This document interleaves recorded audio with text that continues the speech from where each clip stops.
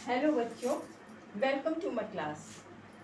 पिछले वीडियो में हम लोग प्रेजेंट इंडेफिनिट के बारे में पढ़े थे। आज का हमारा टॉपिक है प्रेजेंट कॉन्टिन्यूअस टाइम्स।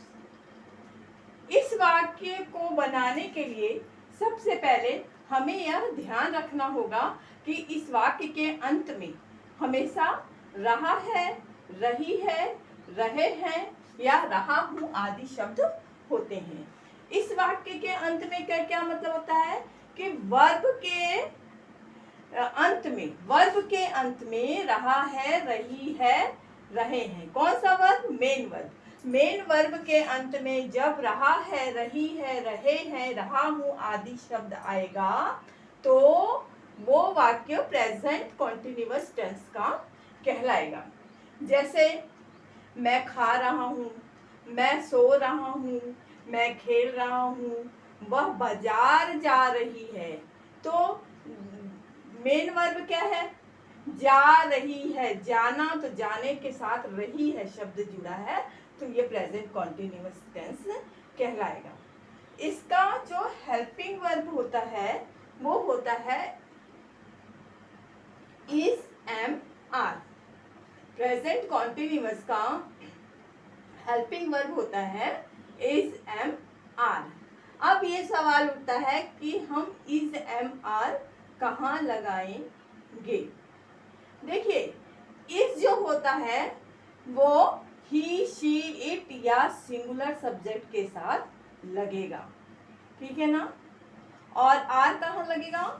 आर लगेगा वी, यू, दे या प्लूरल सब्जेक्ट के साथ लगेगा। और एम हमेशा आई के साथ लगेगा।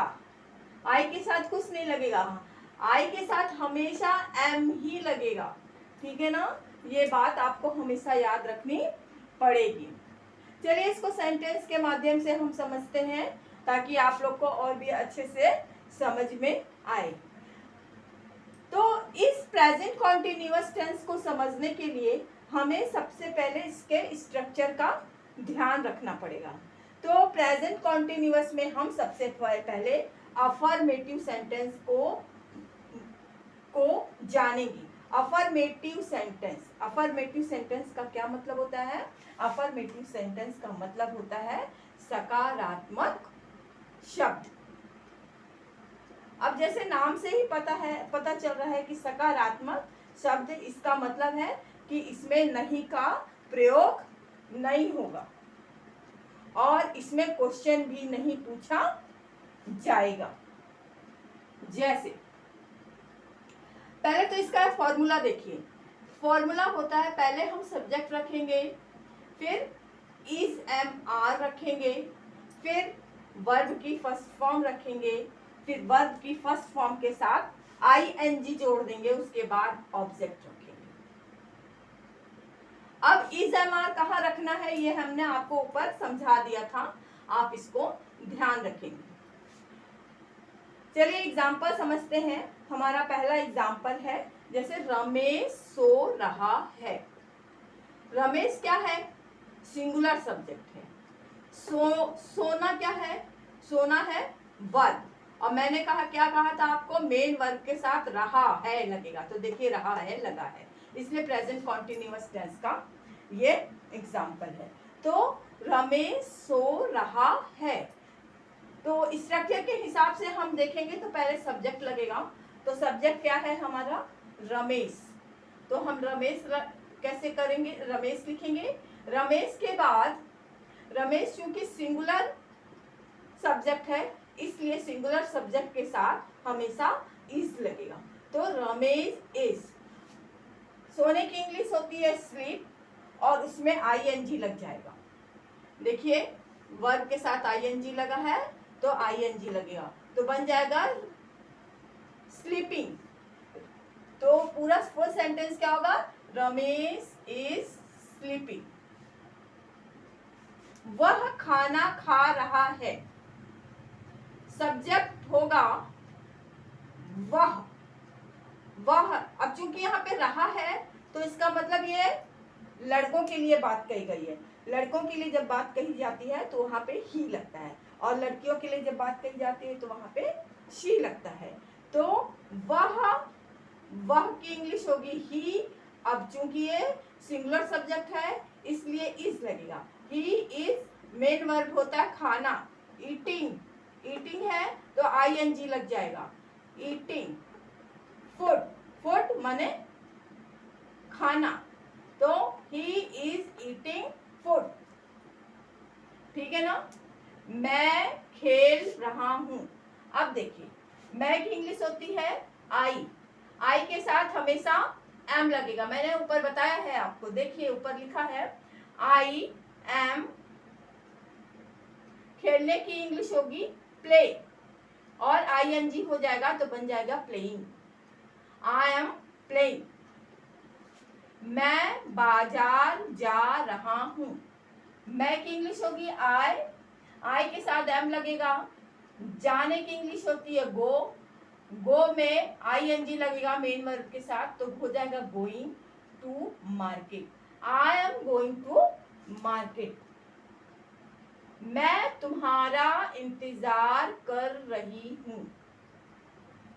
मैं आई के साथ एम लगेगा तो आई एम। इंतजार की इंग्लिश होती है वेट। अब चूंकि इसमें मेन वर्ब है इसलिए आईएनजी हो जाएगा, I am waiting for you. ठीक है ना। वह सो रहा है तो इसलिए ही आ जाएगा, सिंगुलर सब्जेक्ट है ही इसलिए इज आ जाएगा। He is. सोने की इंग्लिश होती है स्लीपिंग, ही इज स्लीपिंग। लड़कियां खेल रही हैं, लड़कियां हैं इसलिए ये प्लूरल सब्जेक्ट है तो गर्ल्स, प्लूरल सब्जेक्ट में आ जाएगा आर, तो गर्ल्स आर। खेलने की इंग्लिश होगी प्ले और आईएनजी लग जाएगा मेन वर्ब में, गर्ल्स आर प्लेइंग। मैं खाना बना रही हूं। मैं की इंग्लिश होगी आई, आई के साथ हमेशा एम लगेगा। बनाना की इंग्लिश होगी कुक, और मेन वर्ब में आईएनजी लग जाएगा तो कुकिंग हो जाएगा, आई एम कुकिंग। और खाना की इंग्लिश होगी food, I am cooking food. तुम एक पत्र लिख रहे हो। तुम की इंग्लिश होगी यू, यू के साथ देखिए आर लगेगा। इधर मैंने रूल में लिखा है कि आर बी यू दे के साथ लगेगा या प्लूरल सब्जेक्ट के साथ लगेगा, इसलिए यू के साथ आर लगेगा। You are. लिखने की इंग्लिश क्या होगी राइट, राइट में आईएनजी लग जाएगा बन जाएगा writing a letter, you are writing a letter. वह स्नान कर रही है, वह कर रहा है, सॉरी यहाँ पे रहा है, अगर रही है होगा तो शी लगेगा, अगर रहा है तो ही लगेगा क्योंकि लड़के के लिए बात कही गई है। तो अब चूंकि यहाँ पे रहा है लिखा है तो ही आएगा। ही चूंकि सिंगुलर सब्जेक्ट है इसलिए ही के साथ इज आएगा। He is. नहाने की इंग्लिश होती है बाथ, और मेन वर्ब में आईएनजी लग जाएगा तो बन जाएगा बाथिंग, ही इज बाथिंग। ठीक है, समझ में आया बच्चों आप लोग को? अगर आपको मेरा पढ़ाया हुआ समझ में आता है तो आप इसे लाइक, सब्सक्राइब और शेयर करें। Thank you for watching.